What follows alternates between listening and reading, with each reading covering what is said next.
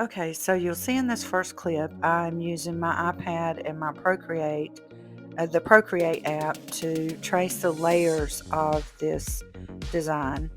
And now I'm in ink stitch and I have already digitized all the other layers. I had a problem with the line wanting to be a fill stitch. So you'll see what I did was I went in and I just used that little lasso drawing tool and I just traced around that line. And then when I was done doing all the tracing, I deleted the original line so that it wouldn't cause an issue.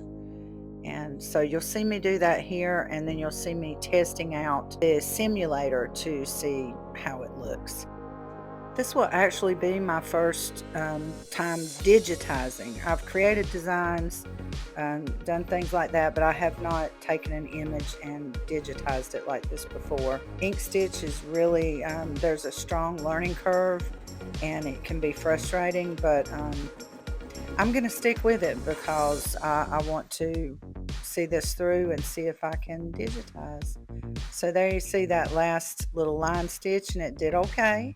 Not too bad. The back looks really good. It's just, I forgot his whisker. It's not perfect, but I'm very happy with my first digitized designs. So there you have it. Peace, y'all. Bye bye.